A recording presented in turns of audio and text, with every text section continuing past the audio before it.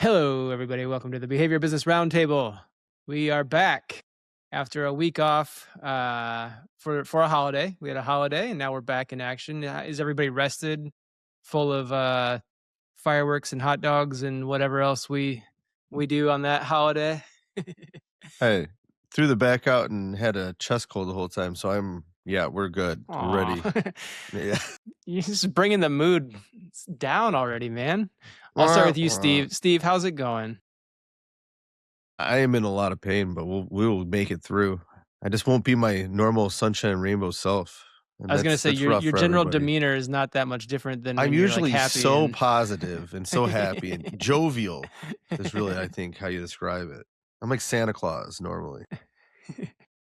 I don't know. I'm gonna move on. Dr. Kristen, Good call. how are you doing? Better than Steve. I feel like I'm still on the quest to rehydrate myself. We were at a full weekend swim meet for both my kids in Phoenix outside, and it was like 107 degrees. And so, yeah, I don't think I've ever drank as much water in my entire life in a 2-day period, and like never had to go to the bathroom once. And just like staring at the pool, just being like, "There's the solution right there," and I can't just Yes. jump in. Yeah. Yeah, I try to convince all the parents there, like if we all simultaneously do a cannonball into like the warm-up pool, like not where they're actively swimming, right? Won't interrupt the races. But if we all just collectively go to like the warm-up pool and like simultaneously cannonball, like they can't catch us all. Yeah. Yeah. But no Yeah. one would do it. I know it's not how it works, but I always swore that I could hydrate through osmosis because I never get thirsty if I'm spending the day in the pool. It just never happens. Yeah. We Well, weren't in the in pool. that Let my in kids that swim, light, but not me. warm-up pool is a funny name for something that whose intention is to cool you down, but Yeah. I don't know. Yeah, that's not that funny. Taylor, how are you? I'm good. I'm ready to get rolling. I missed all the 4th of July fireworks and hot dogs. I went to a concert in Europe, and it was fun. So I'm recovering from the jet lag. Yeah, what was this concert? Do you mind It was sharing, or is System of a Down. System of a Down in Europe? Yeah, it was in Milan. Man.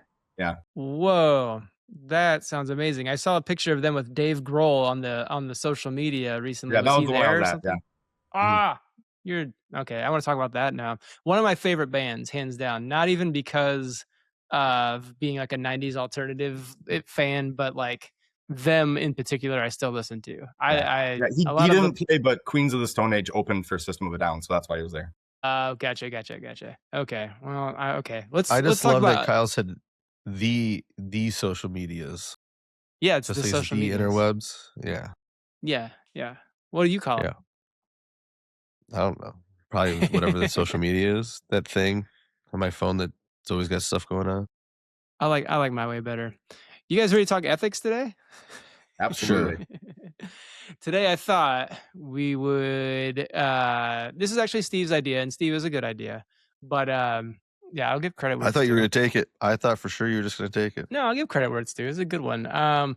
Ethical dilemmas. I even did a little lit review, found some recent literature discussing how behavior analysts make ethical decisions, and if only for the purpose of having some sort of operational definition for us to go forward with. The study was how behavior analysts make ethical decisions, a qualitative study. I will link it in the show notes. But they define an ethical dilemma as a situation in which a choice must be made between two or more equally justifiable but mutually exclusive courses of action, either of which transgresses an ethical principle. Any qualms with that operational definition? I think that, to me, sums it up really nicely. All righty. That's perfect. Well, we know the rules. Whether or not we choose to follow them will be up to you. I will present a prompt. I will try my best to remember the correct order of answers. Everyone will get 1 minute to give their response. If they go over, they'll hear a really, really aversive siren sound. And I don't know, they'll get points deducted or something. I don't know exactly what the consequence of that is. Then the competing contingencies of seeing your discomfort from setting it off, though, makes it not as aversive as it should be. Yeah. You're too Midwest nice.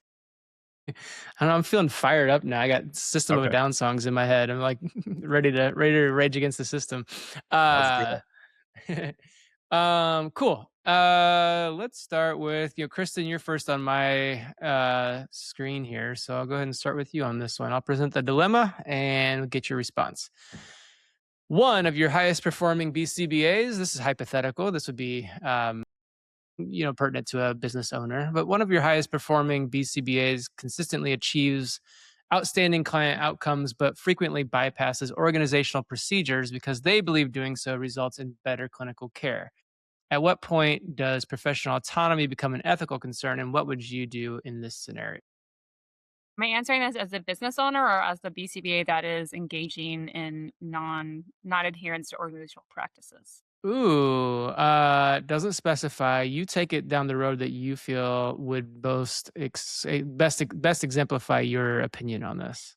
Sure. So if I'm a business owner and I'm consistently seeing that one of my BCBAs is consistently getting better outcomes, I'd be wanting to know what they're doing to get those things. And if they're doing something that doesn't go in alignment with their policy, I think we should be examining that policy to see like what is the disconnect and what is it. I mean, again, I'm assuming that whatever we're doing in terms of getting those better outcomes, that they, as long as they're practicing within their scope of competence and within, our ethical framework, then we probably need to make some modifications to our policy. You've got a little time left. What would you do as the clinician? So if I'm the clinician and I'm constantly butting heads with leadership, then I would be collecting my data and presenting it as a, not, I don't call it a business case, but I'd be presenting, I have a better way to do this that gets better client outcomes and be presenting that to leadership. And still under time. Well done. Well done from both examples there. Taylor, how about you? Yeah. I think one of my big topics, I know Kristen's is the quality, but mine I think is really culture. And I think looking at it from a culture standpoint, I would first be looking at, does this BCBA both have that competency, right? Like you already said, they're getting good clinical outcomes. And then do I have the clinical culture within my organization to be able to have like bidirectional feedback with that BCBA to kind of rein that in to the sense of there just needs to be checks and balances. Like if you're doing amazing, I want you to keep making these adjustments, doing these things. But I've seen, even in my own organization, where things can kind of become the Wild West fairly quickly if then everybody starts doing this. And I think that's one of those things that needs to be there for culturally on, yeah, I'm not micromanaging you, but you still need to check in if you're going to make these deviations, because I do want, like Kristen said, the best clinical outcomes. So I think in this case, I don't want my brand new BCBA, lack of experience, clinically, doesn't have that long-term longevity with all this variety. But if, again, like Kristen said, if they're practicing within their scope of competence and they're getting better clinical outcomes, I just want that check-in to make sure it's not turning into the Wild West. Fair. Steve. Yeah, I think it really just depends. You need to analyze the situation, dive deeper into it. Is this a situation where there's something wrong with your procedures or your processes, and look into it? Or is this person an overachiever who, I guess overachiever is the wrong word. They just are really extremely competent. They don't need all these other systems in place where others do. And so now they don't want to have to do it. And in that case, we're often like, listen, we had to create this process because of issues in the past. We've seen this go down the wrong road for other people. And so you don't need it, but we still need you to do it because these other people need it.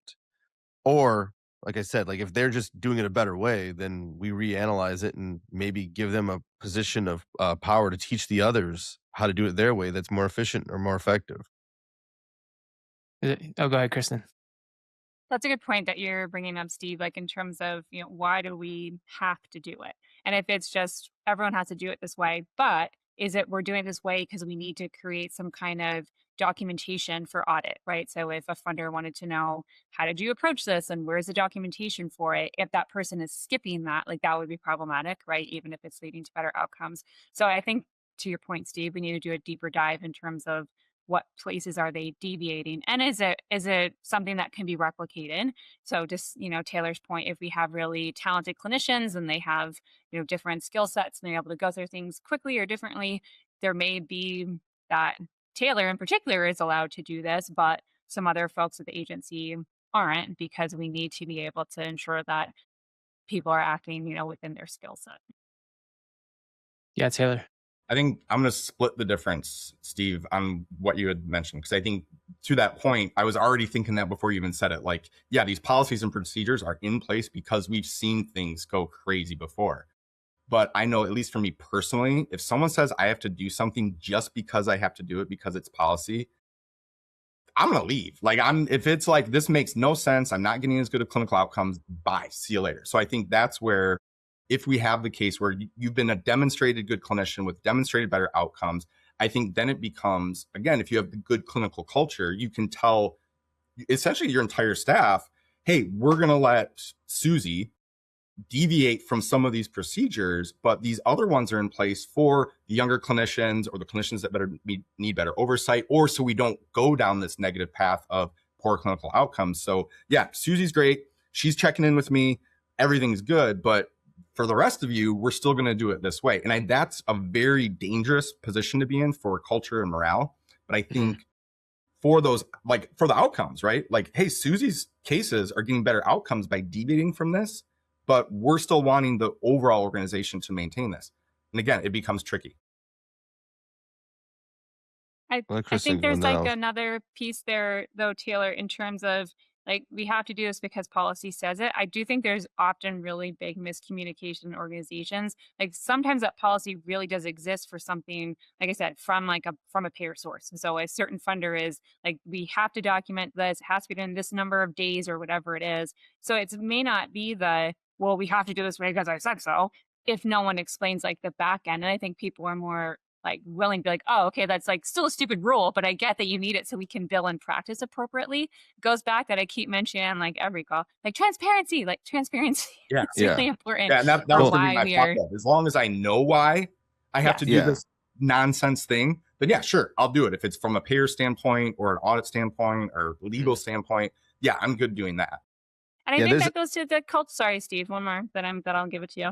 I think too, from the cultural perspective, where's my siren? I usually don't talk over you, so I'm feeling sort of bad. Oh yeah, reinforcement. Kristen, yeah. We should all feel very empowered to do so. So Taylor, with the culture, like I get it. Like, well, how come that person doesn't have to do X, Y, or Z? I think again that can be accomplished with the transparency of actually Taylor has this niche background. He did, this kind of experience, or as at this, other agency where they did this, and hey, we're going to give you mentorship as well. So if you'd also like to be able to practice like this, but you have to meet some kind of benchmark or competency, like it shouldn't be like, this is the special clinician area over here. Right. And like, you guys like, wah, wah, you just have to do what the system says. Like, right. I think there's ways to navigate that. Culturally, it can become dangerous. Well, it really just, I mean, it depends on the type of thing you're talking about too. So like, I'll get into a couple examples. There's a lot coming down from Medicaid and Michigan Department of Health and Human Services where we're having to jump through hoops we never had to before. And obviously that's not up to us. So we just have to make sure everybody understands why we're doing those. If we're talking about clinically, okay, your decision making, if you've proven yourself, then sure, we're going to let you go. I still want to check in every once in a while and just ask why you chose to do something just to keep, make sure we're all on the same page. But that's cool there. But I'm thinking like in the supervision with technicians, and we all know that if you think things are going well, you're going to be less likely to go through, dot your I's, cross your T's, look at the small details and things. And so if you think I'm running a tight ship here, everything's good, it's not a big deal, I'm not going to worry about going through this checklist that I'm supposed to go through every time I'm doing that. And then 6 months from now, you're like, oh, shoot, we missed something. Or even with some of our specialists where we think everything's going well, we don't have the checks and balances in place for them because they're usually pretty good. And I've done it myself where like, all right, I'm busy. I'm stressed out. I really want to not have to do this document right now because it's a pain in the ass. And nobody's going to look. Nobody's going to ask to see it. So I'm just going to skip it this one time. And that spirals into, all right, least amount of behavior that achieves reinforcement. And so it really depends on, is it important to make sure that we are maintaining performance, or is it, again, like clinical, nope, we trust you and I just have to check in once in a while? I think those are two different things to look at. But regardless, you're right, transparency, explaining, I'm not going to tell you who, I'm not going to rat somebody out for screwing up, but we've had several people in the past have this issue, so we have to check in on this, but it's not because of you. And And I'll even usually blame myself. Like, I screwed this up and I think I'm perfect. So what am I can't expect you guys to be perfect too. Yeah. Yeah, it's an interesting point too. I thought of this question in terms of like, does the clinician's actions undermine some sort of like organizational initiative, or maybe even like an investment into some sort of like technology or something like that, where like someone can essentially demonstrate that it's not necessary, like it's not necessary to use this fancy app or something when I can just do it this way, but kind of undermines the investment made by the organization. Like, is there um, like a maybe a issue of like a pride, or like or like this is just how we do it here, kind of thing too. But I like I the angle mean, you guys took it down. I think that one it is just like, all right, let's not have the pride and look at what's going on and do we need to enforce this? Is it worthwhile? Is it worth the investment we're putting into whatever the system is? Because we have seen some of our top performers, you make a small change, it seems like a small change because the state says, "Hey, you have to do this now." It's like it's an extra 5 minutes, no big deal, and that's enough to just bring down morale and have everybody frustrated. And so Yeah, you have to like really analyze these systems, explain to why they'll be better and why they'll be helpful for everybody generally, and make sure you're right before you even jump into those. Otherwise, it's not worthwhile. sure. Number two, guys.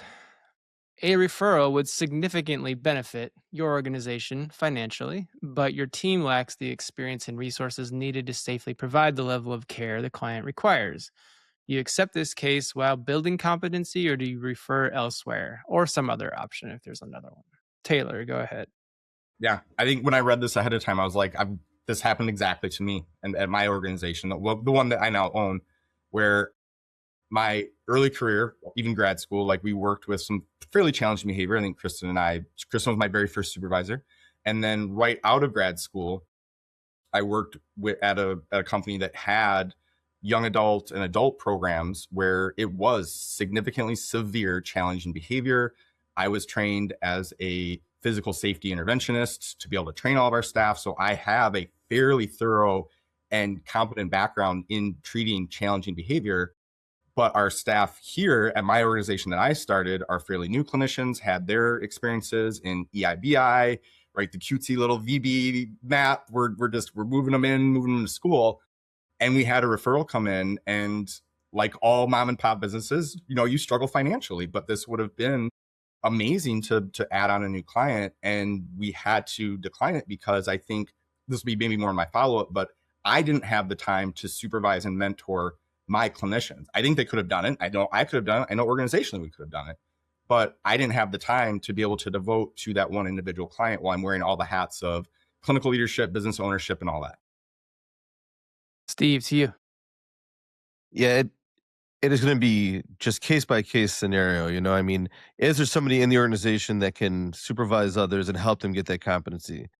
If not, is it still worth your while to take it on if you have to find outside consulting to help you have that competency? I mean, if either of those are no, then you're not really, it's not really benefiting your company at all to take that person on. And it's certainly, even though it can be, and I think where you're going with this is we see a lot of companies take on and work in areas that they're not competent in rather than getting the supervision and doing things the right way.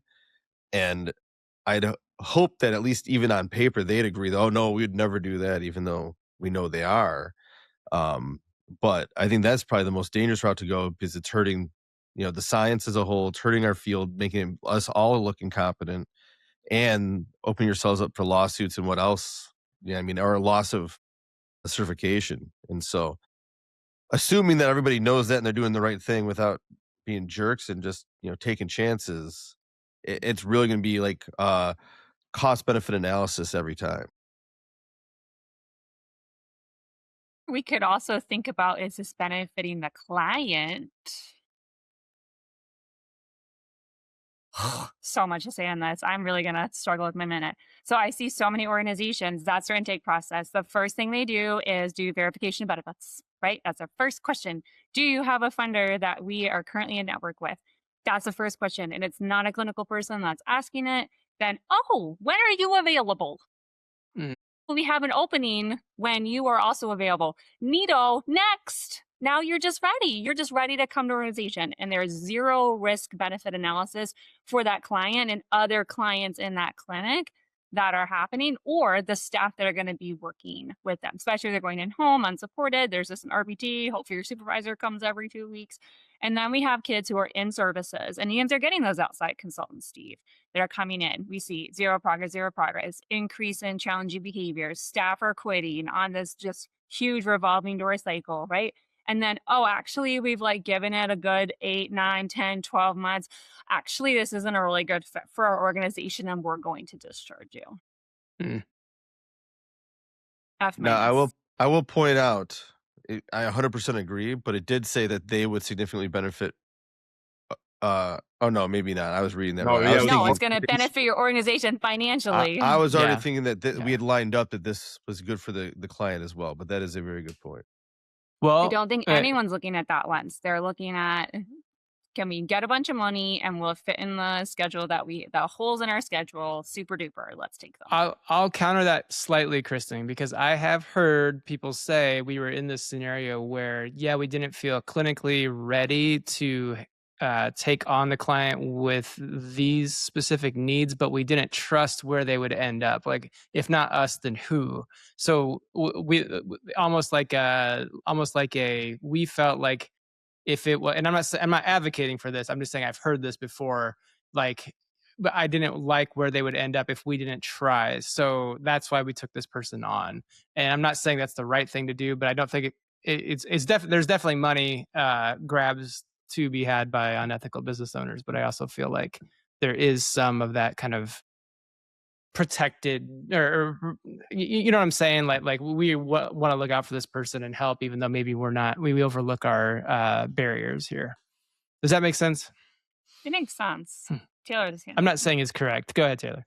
I think to that point, out of all the questions that you had listed for this podcast that we got to read ahead of time, that follow-up, I think, is the most challenging ethical dilemma out of all of them, because at least for me here in mid-Michigan, there aren't a lot of additional services for individuals with severe challenging behavior, for young adults, for respite services, for the services like Steve offers, right? Steve's got services right down the street from me, but not enough to service everybody.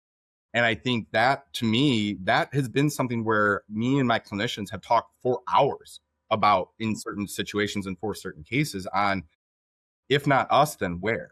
And that not necessarily always even with challenging behavior. If it's skill acquisition or slow rates of skill acquisition, school versus ABA, like all of those things where it's like, okay, this child's still making progress, but do we transition them out to school where they may just kind of flounder and just exist at school, but we're not seeing the level and degree of progress here, but they are still making progress here? Do we say, yeah, it would be more beneficial for them to be here? And then I think to the original point on the challenging behavior, it's, well, we're going to be able to keep them safer than respite services, or we're going to be able to keep them safer than their parents kind of home or whatever. So do we accept that? And that is something that I think, like Steve has said before, like on a case by case scenario, but I would say that's probably the most challenging ethical dilemma that we have on our list. And it was just a follow-up.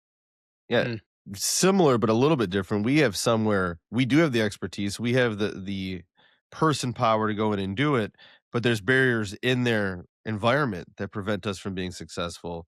We have some level of success. We are still helping, but I know if you go back to like, the John Bailey standing on his high horse like 20 years ago saying, hey, if we're not helping these people, we need to move on to the next person we can help. And I'm like, as long as we're not doing nothing, it's better than nothing. No one else is there to help them. We need to keep trying and keep changing our approach and figure out what we can to try to get through, even if it is a barrier outside of our control some of the time. And I mean, there are other situations where like, no, this is just too bad, and we need to try to report it so other agencies will get involved. But there are a lot of times where it's like, all right, we have no control over the staff in this adult foster care home.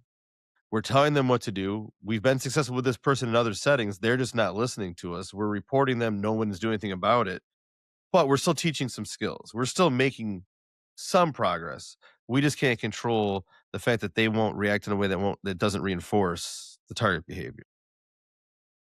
And to that point, this was years ago. I used to uh, consult for a foster care organization, so that these kids were in transition from foster care to back to bio family or vice versa. We provided family training and then behavioral supports for these kids. We went in to do an assessment one day, and this family had a giant hole in the middle of their living room. You can see right down into the crawl space. And my boss kind of coined this phrase, like, we got to fix the hole in the floor first. It was kind of this like allegory to like the environment is not one conducive where we're going to do a whole lot. Like at this point, like we can do behavioral services, but if this kid's got bed bugs, if there's food insecurity, financial insecurity, things like that, like we got to find and partner with the right organizations that can help take care of those situations too, instead of just taking them on. And I think that's really important, Kyle. Like you're actively planning to involve others. And like Steve, you are too, right? As you're reporting agencies and things like that.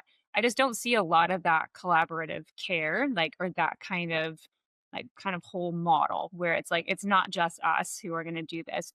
And to your point early, Cryo, like if they don't come to us, they're going to go to this like really terrible organization that's not going to care about, anything that happens other than billing. It's like, I do get that, but I do think there needs to be such care in who then are you getting mentorship, supervision, consultation for, to what capacity, how often are we doing a review? And it shouldn't be at 6 months to say like, hey, we're doing anything better here, and actively looking for, if not us, where else really could be an option for this client. Because even with all we're working on all the things with social workers and things like that. We have this consultant who has a specialty in this area. If things aren't getting better, there needs to be that backup plan, because you can't just get to 6 months and be like, hey, we gave it our best and it's still not great. Like we're going to have to discharge, because then what? Because then I feel like you're really putting that family at a disposition to be like, what do you mean? Like this whole time we thought, and things are better. And like, even if they're a little bit better, like we want to keep going. And I'm worried those kind of transparent conversations are not happening with stakeholders to say, we are going to give this our best effort with all these pieces in place. But if at 6 months we don't meet here, we are going to have to find a solution. I don't think those things are happening at intake. It's just like, sure, we're going to fix it up and things will get better. And then at 6 months, a family has the entire support system and like rug pulled out from under them. And then they're starting over with their quest to go find somewhere else to Is place that their child. in your opinion, is that a potential solution, or at least something that might help these scenarios, like setting some sort of timeline, like, hey, we're going to reconvene at this point in time and there should be this much progress, otherwise we should refer out, like those conversations aren't happening? And I think like the entire time you're actively looking for a better, more appropriate setting. Like knowing that if you thought you were going to be the best appropriate setting, like you would have not needed all these other supports, right? So I think you should be honest with your agency's ability to best support them and we're more of a stopgap. Like we are a bit of a bridge service so that you're not at home beating up your parents or, not being safe at home and things like that. Like we are basically like triaging until we can get you somewhere better. Potentially, I think probably needs to be a lens. Yeah, I'll Just, say I guess, a quick follow up to that, Kristen, from a devil's advocate hypothetical scenario is what What happens about? if those, well, maybe, no, you're going to get ready to put them on. What do you do though when those services don't exist? So kind of to my last point where I was talking with Steve, where like some of the people I've tried to refer to Steve, the funding source doesn't pay for his services. So there is, and like that's what I'm saying, like in mid-Michigan, there is nowhere for these people to go unless they decide to move to near Monroe Meyer or Kennedy Krieger or something like that. And like, again, these people aren't just going to pick up and move to Kennedy Krieger. So what's available here in mid-Michigan or, middle of Iowa or northern Montana, whatever, when it's like, we don't have anywhere else for these people to go, what do we do? Right. I do think there is onus on funders, and I know that people don't always parents don't know how to advocate for those kind of things, but it is on the onus of the funder to like find appropriate care, right? And so, just, I mean, if I don't want to equate it to prescriptions, but I think everyone will understand, like, hey, like I am a migraine sufferer and medications for migraines are very expensive. So like, we'd like you to try aspirin first. And I'm like, okay, great. Took that. 0 stars, do not recommend. They're like, Yeah. okay, now we'll give you this one that's like $5 like a month and like see if that works. Like also no go, right? Like then we have basically tried all the really garbagey, very cheap options. And now you need to pay for my monthly preventative injection, which, is probably $1,000. So I think that there's also some onus on the funder to say, like, look, we have exhausted all of our local resources, like, and there is this other resource that isn't under coverage, like, then to force their hand to provide that service. I like that Well, answer. at least in the community mental health agencies, though, like you have to often get advocates involved because they legally have to provide and pay for services, whatever that the best fit is. Yet they still deny it all the time, and so you often have to fight. People don't know they can fight that, and that And becomes that's a the same major with issue school as well. districts, right? I mean, I see Yeah. kids getting really garbagey care in school. And so parents like, hey, we're going to pull them and homeschool them and then, get them ABA services in lieu of school. And like, that's not really, this is a whole nother talk show, Kyle, sorry, but like, that's a whole No. nother piece where We could school, make that a whole episode. Yeah. school also needs to pay for a free and appropriate education, right? And unfortunately, yes, advocates usually are needed. Sometimes educational lawyers. It is a messy business. It took me 3 years for my son to get an IEP, and I think I'm more educated than most parents sitting on that side of the table to Mm. advocate for those needs. So I'm not saying there's an easy, fast solution, and I also am not. It is not lost on me how burnt out parents already are to be like, oh, great, let me go do some advocacy work right now. It's not lost on me, but like I'm trying to, putting all of that aside, like it shouldn't be then we try and squish them in the round peg square hole thing of like this works and it's a faster route or an easier route, but it's not the most appropriate place. One contract that we have almost paints a perfect picture of what you're saying, where we started working with them. And what we ended up getting is a bunch of referrals for children who needed EIBI, like early intervention, but instead they weren't available. So they're sending them to us for like very minor, if any, problematic behavior. I'm like, this isn't what we do. We don't just stop the like plug the gap until this is available for them. We're not actually helping in any way. And then they swung far the other way. And now they're saying we have to try a PBS plan before we can even use an intervention. Like we just have to try nothing. And if that doesn't work, then you can try non-aversive, non-restrictive intervention. Like this is insane. And so it is hard to figure out how to navigate, especially when there aren't BCBAs around to even know what you're doing. Well, question 3 kind of walks down some similar paths here. So, Kristen, or no, Steve, you'll be first this time. Sorry. Um, Insurance authorizes substantially more treatment hours than you believe are clinically necessary. And I implied here more than you asked for. Yeah. And leadership encourages you to use the authorization, or you as the leader are faced with this dilemma of using that authorization. What do you do in this scenario? I mean, the general answer is no, don't be shitty. But I think that is also, look at the individual situation. Like if we get someone that's a fairly minor behavior for us to deal with, I know it's a little bit different than early intervention. I'm like, all right, well, are there any worthwhile skills that we can spend our time to help them have more autonomy, more freedom, move to a less restrictive environment? Like maybe they're not attacking people, they're just having some verbal aggression that's pretty intense, but hey, we could help them do all these independent skills and now they'll have a better life. And if the funder's willing to pay for it, then great. But if you're talking about, a 2-year-old who just needs some early intervention just to get kind of back on track with things, and you're just wasting their time and making it aversive for them to be stuck in sessions for hours and hours and hours unnecessarily, then don't be a jerk. You know what I mean? Just do what's necessary and let the kid go play with his friends. Bumper sticker that says "Don't be a jerk." Kristen, do you? I was gonna say, don't be a jerk. That's the takeaway from today. Maybe that's like the episode title. Don't be a jerk. Yeah. Don't be a jerk. I do think there also needs to be maybe some clarification about like what was requested clinically and like what's going to be fulfilled like operationally. So if we are working in that pediatric community, right, a lot of those kids are still taking naps if they're like 2, 3, or even 4 years old. And so clinically, I may say, hey, I think this kiddo would, benefit from 30 hours, but because they sleep for 2 hours in the afternoon, like we're only going to start with 15. Operationally, that's what I can fulfill. But if the kid stops napping, then we'd want to increase that. So if they're approving the clinical recommendation and not like what I've said we need operationally, I would just make that very clear in documentation to the funder of like, this is what I think we need. This is what I'm going to be able to use. If it's not that, and leadership's just like, hey, that funder is notorious for like, if they're 3 and it's the first one, you can get a full 40, do it. I would tell them to go kick rocks with open-toed shoes. Taylor. Yeah, I think this is the easiest one out of all the questions to answer because the short answer is no, you just don't do it. And I have another personal example, a very close, dear to me personal example in where I was working to expand services for an organization. I'm trying not to overshare to identify who it was. And ownership came in and saw a particular learner who we had requested based on our determinations of medical necessity, 20 hours per week. And ownership asked, how many hours per week does this insurance authorize? And I said, 40. And they said, you get them in here 40 then. And it was time to start looking for a new job. And the answer in that moment was no.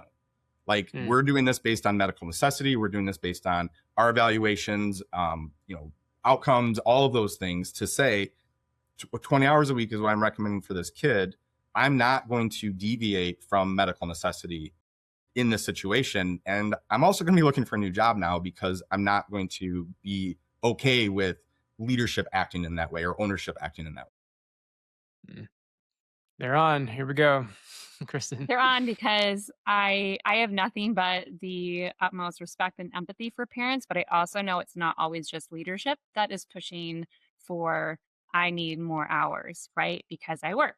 And so it'd be great if he could be here from 8 to 4 or from 8 to 5 because I work and I can't, daycare won't take them or they bring no way for me to leave at 2 and bring them and then go to a separate childcare. So I do realize that it's not also pressure only from maybe leadership team and stuff like that or the owner. It's also usually there is oftentimes pressure from caregivers to extend those hours because they're now in a very safe and happy place, right, during the day so that they can work. So I get it, like I understand it, and I am very, like I said, so much empathy that all the things they were going through. Of course, they would like support in a place where they feel safe to leave their kiddo, but it's also not in alignment with what insurance funding should be paying for. And again, I know it's not going to be really popular with any parent and even some clinicians. I've had clinicians say, "Oh, well, we do full 40 because his parents really need that."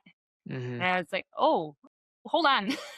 Let's back that train up a little bit. That was her rationale for requesting that many hours was because the parents needed it. And that's not how we should be making recommendations to insurance companies. Right on. Yeah, Taylor. I think I had a follow up to Steve's point because obviously I was like, line in the sand, no, absolutely not. But I think there is a flip side to the coin in a sense to what Steve was talking about in can more be better? And that's where, at least to very briefly describe my organization, right? I allow my BCBAs to provide the level and number of hours of 97155 as they deem fit, right? There's no pre-prescribed. You have to hit your 6 every single week for every single kid. So if this kid needs 12 hours this week because there's challenging behavior and progress is slow, go ahead and provide that 12. But okay, what about all of my kids are doing great? Everything's going awesome and I've got all these extra hours that I could provide. I think that's to Steve's point. We can always work on more things. We can always optimize treatment. We can always say, hey, your level of progress is this, let's make it this. Or, hey, we can refine technician implementation, or we can do all these extra that almost feel like bonus things because we're always stuck in the trenches and we're always playing catch up and we're always putting out fires. If it's like, hey, you now have extra time to devote to this particular learner because you got the extra hours available or because they didn't necessarily need it to put out fires this week. Yeah, let's optimize treatment. Let's optimize clinical outcomes. Let's go above and beyond as long as we're ensuring it's there and it's not just to bill and increase revenue. I think it's very different because what you're sounding like you're saying is like 5-5, right? Like we have extra Oh, yeah, for 5 5-5. hours. Yes, 5-5, Yeah. not 5-3. Yeah. So I don't think that's, I mean, I don't know. I don't bill insurance, but I don't think that's usually the case where people are pushing to get a surplus. Like I feel like most agencies are trying to fill up those direct care hours for the solid, 30, 35, 40 hours a week, not like, ooh, ask for like 3 or more, an extra 3 hours a week of supervision. I don't see that usually being pushed. I see those direct hours being the ones that they want to jack up.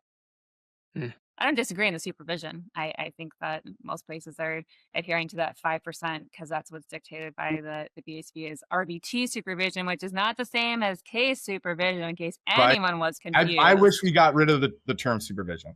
We just need to start moving it, shifting it to client protocol modification so we can get rid of this Because those two things misunderstanding. they're Yeah. not the same thing. But anyways, I have a bookmark I'll send you guys. It's I think that 5% is just like a dumpster. It's a dumpster standard. Yeah. It should just be removed. I agree. But Steve, you've been unusually quiet. That's because I am so outside the realm of these types of services that it Okay. doesn't quite fit. It's like I said, we have someone that's not burning the house down or attacking people, but still has some problematic behavior. We're like, are you sure you want us here? Because I'm sure somebody else could do this for you at a cheaper rate. But you want us to Yeah. do it? We can still help this person become, build some skills and become more independent. Then we'll do it. And so But don't that's you think then, Steve, that's like that efficiency point of diminishing returns of your organization, your company, because they're so specialized in problematic behavior, can treat it a lot more quickly than, say, someone who doesn't or has less expertise. Yeah, and we also have a lot of conversation with the funding sources say, hey, we have done our job here, but look how much more we can do. You let us know what you're willing to pay for because sure, we've now got them to stop attacking people, but you could save money by getting them in a semi-independent living situation, and they would have a better quality of life if we could do that. Are you willing to pay for that? Question 4. Kristen, we're back to you. Your organization routinely uses an intervention that has produced acceptable outcomes for years, but newer evidence and your own data suggests a different approach may be more effective. And this is, I was getting at with this kind of the organizations that maybe get stuck in that this is how we just do things, or, the old BCBA who hasn't read the lit in the last 20 years because I'm just still doing what I did when I first came out. So if this is workable, let me know. yeah, that's fair. I mean, we're a science, right? Science is ever changing, and so I think I don't know how often folks are using those CEU credits like in that way to like advance and expand like their knowledge base from especially like newer things that are coming out. There's a conference, I cannot remember the name of it. It's coming up. It's going to be online, and I know the to order to present, you have to have published literature that is either under review or has been out within the last 2 years. So it's be like very recent, like actually peer, like publication stuff like that. Which I'm curious how limited the scope of presenters will be. But to the point of like we should be continuously learning and growing and expanding our skill set to be better practitioners, just like we would expect our doctors and dentists and occupational therapists and physical therapists to be constantly keeping up with the science to do better care. I think we should have to do the same. Taylor, to you. Yeah, I think this is a quick one, but I think I'll maybe speak to the opposite half of it in saying far too often I've seen someone go to a conference, go to a CEU event and go, hey, this particular presentation published these great data and these great outcomes. So now we're going to apply that to our organization without digging in deeper. Like I'm going to quote Steve, referencing the contingencies and everything that's involved with what that clinical application was. And now we're just going to adopt it because it's the newest, it's the greatest. I just saw it at a CEU event or at a conference. So now we're going to apply it to our organization. And it nosedives because it's not the right application. And so I think that's kind of that balance that we have to get into between like what Kristen just said and maybe over applying things that are the newest and the greatest and really doing a thorough analysis of, is it appropriate for our clients, for our organization? Steve. I think the most important part of your question there was, and your own data suggests the approach might be more effective, because Okay, yeah. See, I I feel like skimmed over that. I feel like most of the time we're out here and seeing very small changes in the approach. You know, the things getting published are just um, a reapplication of the same thing with a little tweak, and hey, this might be more effective. This might be more effective. And if you're spending that much time making small changes like that, that maybe they're worthwhile, maybe they're not, then you may be missing the bigger picture. But you know, when I'm going to these presentations, when I get excited, it's not because, oh, this thing's a little bit different, it might be more effective. It's more, I see something that the implications are I could change something wildly and be more effective just based on something I've learned here. I have a new idea to try in my thing here. And so I think, like Taylor's saying, don't get bogged down in jumping on the new bandwagon. But if your data says it's more effective, then why the hell aren't you following your own data? You know what I mean? Like, go with it. And if something's working okay, but not great, then try some new things. You know, dive into the science. Don't just, oh, this is what we've always done. But all right, how does behavior really work? How can we tweak this to make this work based on our science? It makes more sense to me. And maybe one part about this question that I didn't expressly state was not only clinical data, but social validity data, treatment acceptability data, things like that too. It's been exciting seeing some of the newer research coming out on, like client involvement in social validity assessments and social validity of different treatments, but across different settings, like school settings might not be as acceptable as a clinical, as home, things like that. So using that data too, um, hopefully across the country, I'm seeing a little more of the social validity aspect being brought into it too. Just my two Yeah, what cents. I see with doing the corporate learning podcast that we also do, and I don't get to see a lot of the research in the applied areas other than our area, which there's not very much published comparatively in, you know, severe behavior and that sort of thing. And Hmm. so it's rare to see something brand new. But as you know, the presenters are talking, it's always very interesting. But they'll say something, I'm like, that's light bulb moment. I could do something completely different and maybe really effectively change things positively in our work. And so extrapolating from them that I would have missed otherwise, to me, is where I get more excited than just seeing, all right, we're doing this thing slightly different. I'm like, cool. But we always see something slightly different, you know? Yeah.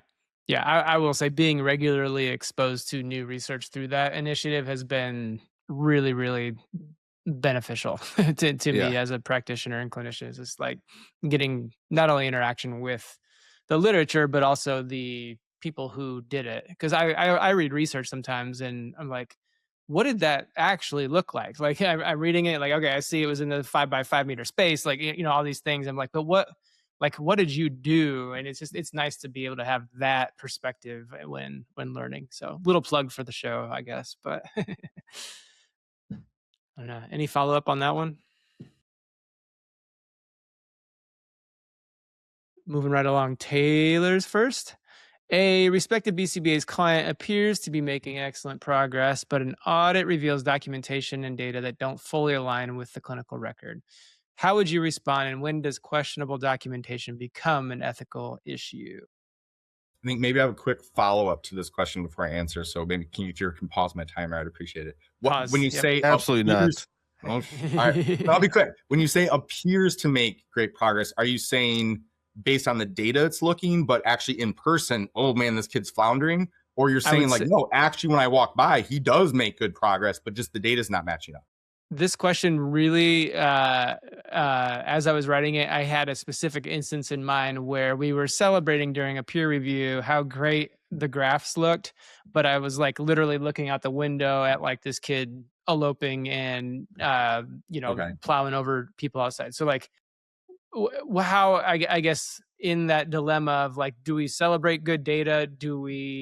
Uh, do you challenge the person like, hey, are you sure this is Yeah. what this says? Or yeah, I don't know Okay. if Yeah. that's Yeah. I have a good answer then. So I think okay. in that case, you have to look at your systems. You have to look at the organization. You have to look at your data collection, your training, because if it's the case that, and I'm going to say 99% of our staff, of RBTs, of BCBAs, are wanting to do the right thing, are wanting to record well. But if they're recording data that doesn't actually align with the behavior, the skill acquisition, then I think that's a organizational issue to say, hey, we need to at least adjust training, operational definitions, how we're supervising, how we're collecting and graphing these data to make sure it's an actual representation. And I think, again, that ties back into culture. If we can have those conversations with our BCBAs and them not get offended or them not take, no, you're telling me I'm wrong, but actually like, oh, yeah, you're right. Let's go do a shared observation and realize, hey, maybe we do need to make some adjustments. I think that's the best way to go about that. Gotcha. Steve. Yeah, I think it becomes an ethical issue almost immediately when it's not matching up with what you're seeing. And now, whether or not, again, I took this almost the other way, where because of our situation, we walk into a home, we're like, hey, look at the progress they made, or we're not making this is still an issue. And they're like, oh, no, but our data looks good. And we're like, or we go to a behavior treatment committee review and we're telling them what's going on. Like, well, the data doesn't match it. Like, we don't control the data that the home's giving you. We only control our own. And so some of those disconnects, there's not much you can do about. But if we're talking about someone either blatantly not collecting it well, or obviously, like Taylor's saying, they're collecting the wrong data and it's not showing or what you're actually interested in seeing, then all of those become ethical issues, because either they're going to try to say you're not doing what you're saying you're doing in the BTC meeting, or you're not doing what you're saying you're doing by collecting the data in the first place. Kristen. Yeah, I mean, to Steve's point, it does, the BT may be taking data erroneously, whether that be, because they're just confused on how to operate like central range, or they're not taking in the moment data and they're trying to do it from memory, right? Or like, oh my God, I just totally forgot I didn't do anything this session. And so I'm just gonna look at the session before and match it so I can bill. Like there's a whole lot of contingencies, right, that can control their behavior. And so then as a BCBA, if you see the graph, like, data's great, but, I think you also need to, like, as a BCBA, be making sure that there is, IOA with like, really? Because when I was supervising last week, it did not look like this. Talk to me about it. But if you're not in there supervising, then, and you're just going on the graph, and that's really problematic. And that becomes an ethical issue too, because you are the qualified health provider on that case. It's like with ownership that, yes, I am the one who's responsible. You can't just be like, oh, well, my RBT did it wrong. Like nope, don't do that. Yeah. I don't And I have a think pulse. Oh, go ahead, Taylor. I was just gonna say I have a personal example to that point where, as an undergrad student, I was an undergraduate research assistant for one of the PhD students. And I remember sitting next to her as we're collecting data, as she's doing her intervention. And I had misinterpreted the operational definitions of what was correct, what was incorrect, or what the other data that we were collecting. And I remember as soon as she saw that and her future publication that had up until that point 100% IOA, she was devastated, but we corrected it right in that moment because I was wanting to do well, right? Like undergrad research assistant, helping out the PhD student, learning a bunch of stuff. So I was wanting to get it correct. I thought I was doing it correct, but then she was like, no, Taylor, you had it wrong. Here's actually what that is. And I think that's to Kristen's point. We have to make sure that we're supervising or making those adjustments or making those corrections. I think the big thing is just making sure someone's looking at it too and not just accepting what it is, because going back to when I did work at an autism center a long time ago and working on one of my projects, and the data that I was collecting or I was getting was much better than others. And so we were doing a pairing procedure, trying to do a little bit more Pavlovian style, using auditory stimuli to reinforce component behaviors in a long step task. And my interaction was so much more reinforced than the other person's that it only worked when I did it. And so sometimes it's simple as the other person isn't doing it correctly, or it just doesn't work the same way for both people. And it's not even that it's an ethical consideration, but if you're not paying attention, then that's an ethical issue. I have To your seen, point. oh, sorry, go ahead, Kyle. Yeah, you got it. Um, thinking back to our practicum days, I mean, we were very much a discrete trial classroom, right? And kids had kind of their own little like learning areas. And when we did supervision, so we didn't just drop like the learner like kind of being in there and like, kind of just being in their space and like, who's this lady? We would stand on like little step ladders, like over top the dividers. And I remember I was supervising like the practicum student, and then I like kind of looked over like into the next booth, and kiddo's just playing with toys in the corner, and there is the practicum student just on the clipboard, just like filled out the whole thing in like 3 minutes. I'm like, what you doing in there? And face was not, she looked like she saw a ghost. So yeah, it certainly, I mean, it does happen, right? I have to imagine that there is some level of fraudulent data recording, And unfortunately. That just happens. imagine the lack of caring for another human being that you think it's cool to just take their learning time and making it up. It's just shocking to me, but I know it happens. Yeah, it happens. And this was before cell phones were like really that good. I mean, I remember when I had like a BlackBerry and it was like, ooh, I can write an email with a full keyboard. So I mean, we were not on our phone, like social media was not like readily available on your phone, like the way that it is Yeah. now. Like I just I am Yeah. very concerned, I had unfortunately. my first touch screen at that time, and I'm like, you had to touch it 10 times to get to work, but it was a touch screen. Playing 8-bit Frogger on my Yeah. BlackBerry, Yeah. PDA. My point earlier, or I guess my comment earlier, coming from like, I would like to think that BCBAs too have an attitude of maybe not like the best data in the world, or like the data that indicate the most progress isn't necessarily going to be as reinforcing to me as a clinician and practitioner as the most accurate data I can get. So can I at least depict the situation as accurately as possible through the most concise and good operational definitions and ILA across people? I'm wondering if that same mentality is taught in supervision with RBTs as well. Like, or do they feel? I'm speculating, but do they feel threatened by, I had a bad day, but this is going to reflect poorly on me as a practitioner if I have poor data, even though that would more accurately reflect what actually occurred in that session? That's really funny, Kyle, because I notoriously never wanted RBTs to take their own ABC like data collection, because I figure like they're gonna figure out real quick they were reinforcing challenging behavior. And I think there'd be like a lot of motivation to not be honest on those reports. So I just always took my own ABC data because I just did not trust that it would be accurate. Even if you tell them. Yeah, Right? yeah. Even with like group home staff, like going in there, like, well, let's read the account, and it's like, I was sunshine and rainbows, but they did this anyways, and you're just like, Nothing was happening. okay. They weren't doing anything. I didn't do anything. They hit me, and I Yeah, said, "Don't do that." yeah, I'm like, "Oh, yeah. sure." They were Or not I even followed breathing. the behavior plan. Like, you did? Because what did you do then? Yeah, yeah. At least with the staff, because we get 2 hours a week, and they're there 24 hours a day. We just Mhm. have to hope, because we're catching and teaching and giving them feedback, that it's accurately inaccurate.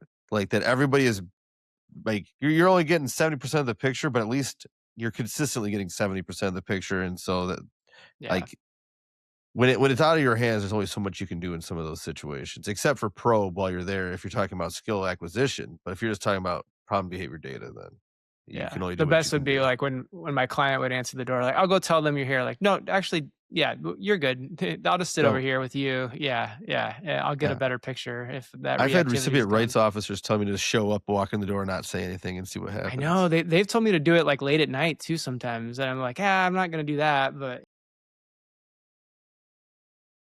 anything else on that topic? Nearing an hour here. Last question.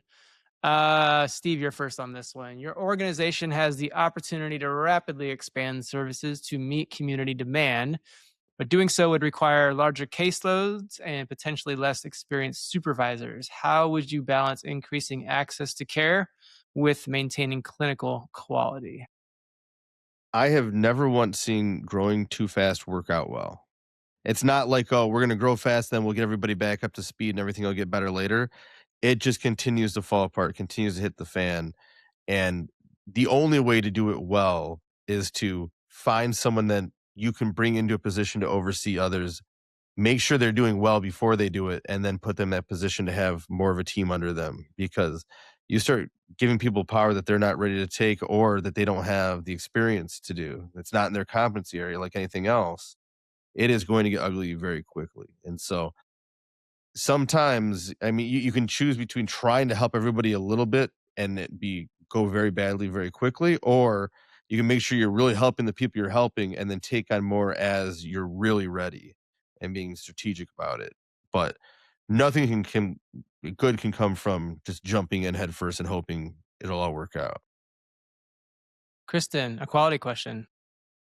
Access to crap isn't access. I mean, I echo Enough what said. Steve said. Enough said. Doing it quickly is going to serve no one.